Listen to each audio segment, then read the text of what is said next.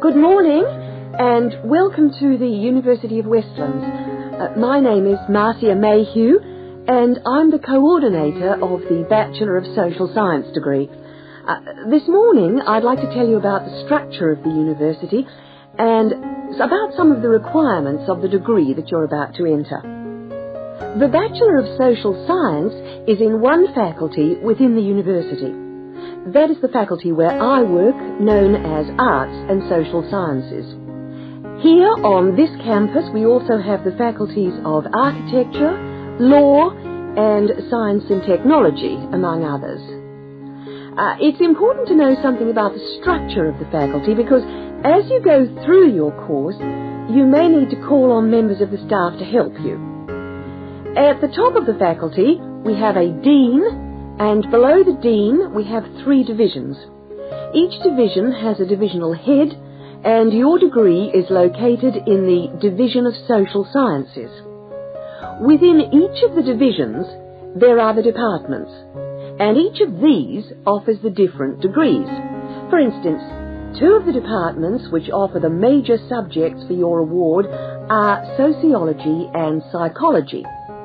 Each has a departmental head, but for practical purposes, the people you are going to see the most of are myself as coordinator of the Social Sciences degree and the actual lecturers who are teaching the subjects that you are taking. For instance, in the first semester you'll be doing 4 subjects: psychology, sociology, history and economics. If you have any problems or difficulties, not that I'm anticipating you will, but you never know, then you should go and see your lecturers. For instance, you may find that you can't meet a deadline for an essay, or perhaps you're having problems with attendance. These seem to be the 2 most common problems that students face. If your lecturers are unavailable, you can always come and see me in my office. I'm available on Wednesday and Thursday mornings and on Friday afternoons. Outside these hours, perhaps you could ring the secretary and make an appointment. Now, you'll note that all of the subjects which you undertake in the first year are composed of lectures and tutorials.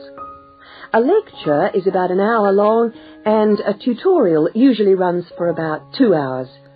A lecture is rather like what I'm doing now, where one person will talk to all of you together on a subject. Now, we do ask you to try to attend the lectures. A tutorial is perhaps where most of the learning occurs at a university. You will be divided into groups of between 12 and 15 students, and each week one of you will have to present a piece of work to the group as a whole, and then the group will discuss what you've said. It's this discussion, this exchange of ideas which really constitutes the basis of university learning, in my view. Listening to lectures in many ways is just giving you information that you could access for yourself in the library. But the discussion at the tutorial is very important. This doesn't mean that you shouldn't go to the lectures, though.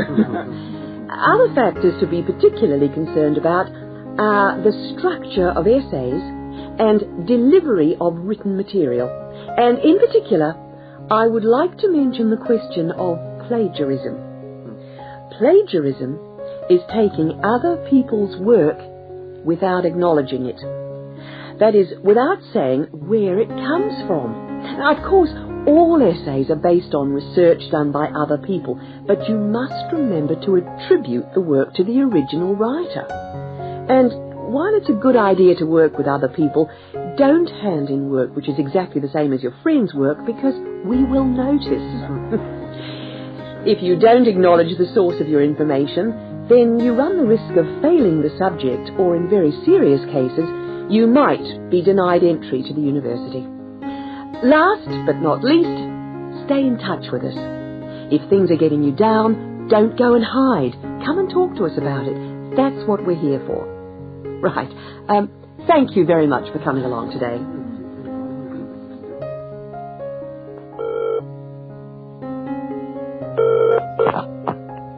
Good evening, City Police Station. Can I help you? Oh, hello. I'd like to report a stolen briefcase, please. Just a minute and I'll put you through. Lost property, can I help you? Oh, yes.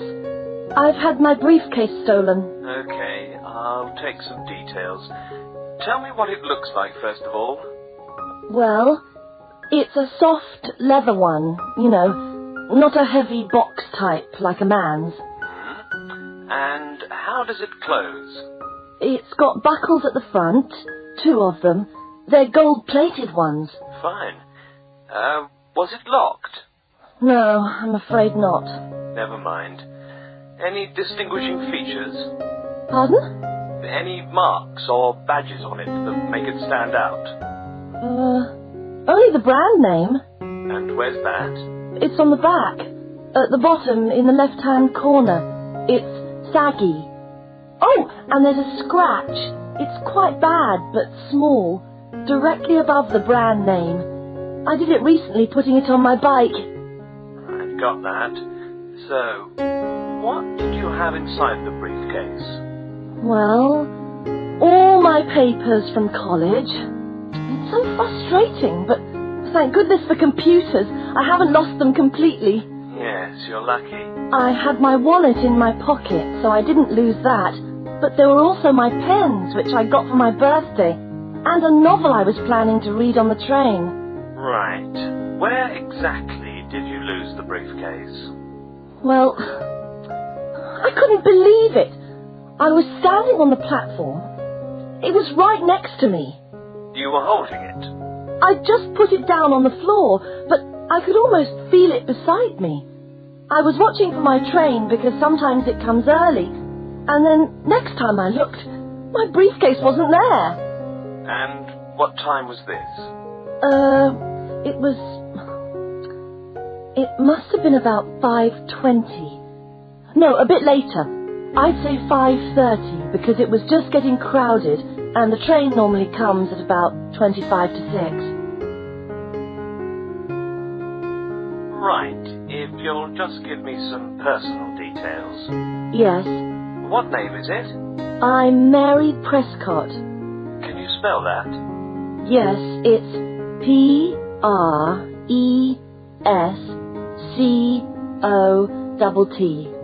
And your address? Flat 2, 41 Fountain Road, Canterbury. Fountain Road. Yes, number 41. And have you got a contact telephone number? Yes, it's 752239. 752239. Fine. One last question. What would you say the value of your briefcase is? Including the contents? Yes. Just a rough estimate is fine. I'm not sure. Well, the briefcase itself is quite new. I bought it last month for £40. I suppose about £65. The contents are worth about £20 or £25 at least. That's fine. Well, if you could come down to the station tomorrow, you can sign this form and have a look at what we've got here. Okay, thanks. Bye. Goodbye.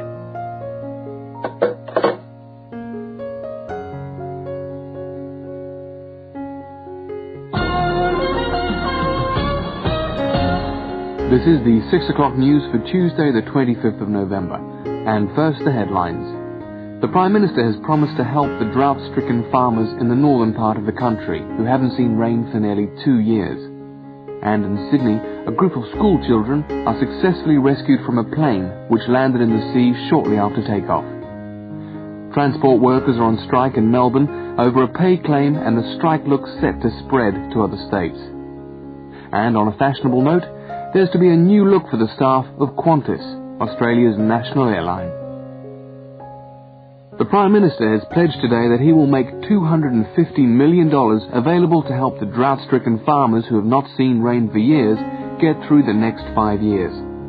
Money that was to have been spent on the restructuring of Sydney's road system has been reallocated to what the Prime Minister described as a more worthy cause.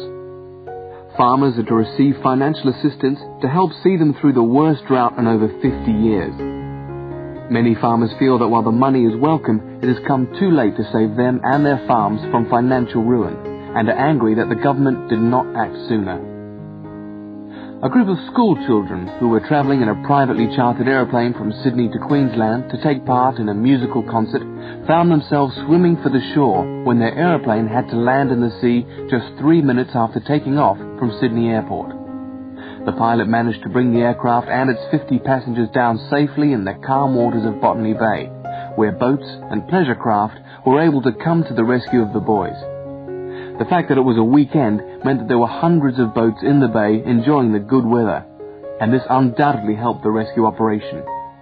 "We owe our lives to the skill of the pilot," said one of the boys, but the pilot replied modestly that it was all part of a day's work.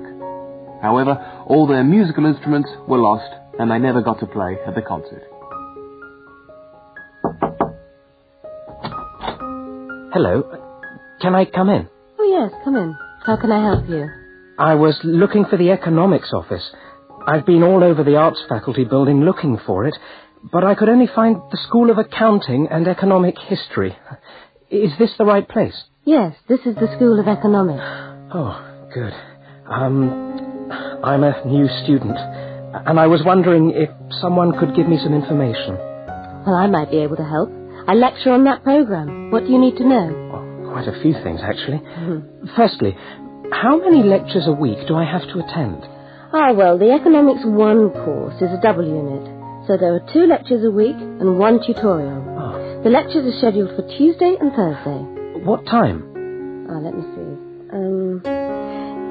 This information is all in the handout, which you should have received yesterday at the orientation meeting. Was there a meeting yesterday? I didn't know about that. No one mentioned... Yes, there was. But never mind. Now, lectures are at 4 in the afternoon. 4's a bit late. I've got a part-time job that starts at 4:30. Well, you can't be in 2 places at once, can you? And attendance at lectures is necessary. We expect at least 90% attendance at this university, you know. 90%? That's high. Do they enforce that rule? Yes, we do. We're pretty strict about it, actually. And what times have been set down for the tutorials? Do you have that information? That's a very well-attended course, so there's a number of tutorial times. Monday, Wednesday and Friday, all at 9 o'clock. Yours will be allocated at the first lecture. Can't I choose the time? Maybe, maybe not. You'll have to talk to the lecturer on the course. Dr. Roberts is his name. Oh, okay. Anything else I can help you with while you're here? Well, yes, actually. Do you know what the course requirements are? I mean, how much work is expected for this course? Well, you have to complete a tutorial paper. What does that involve? Well, it's a piece of work on a given topic based on some set reading texts. You'll have to give a small talk to your tutorial group. Oh, how long does that have to be? About 25 minutes usually. I have to talk for 25 minutes? Yes, that's right. And then you have to write up your piece of work and give it to the lecturer to be marked. Right. And is that all? No. You also have to complete a 3,000-word essay on a topic. Can I choose the topic? Yes, usually you can. Right. That shouldn't be too bad. And in addition to that, there is an exam. An exam? What sort of exam? Well, it's an open book exam. Does that mean I can have the textbook with me during the exam? Yes, that's right. And can you give me any idea about the content of the first year of economics, so that I can get into some reading? Well, you'll be getting the reading list next week when lectures start. All the books are in the library. Yes, but won't everyone else take them out as soon as they get the reading list too? Well, yes, they might. But most of the important ones are held in closed reserve. That's a part of the library where you can go to read books, but you can't take them out of the building. What did you call that section of the library? Closed reserve. However, we do recommend that you buy the core books. You'll find them useful and you'll need them for the exam. Yes, I suppose I will. But what is the focus of the course? Well, the course at this university has a vocational focus. That is, a focus on preparing its graduates for work. So we're orientated very much towards employment. Oh, so my chances of getting a job are good. Well, provided you get good results. Well, look, thanks for your time. You've been really helpful. That's fine. See you next week, then.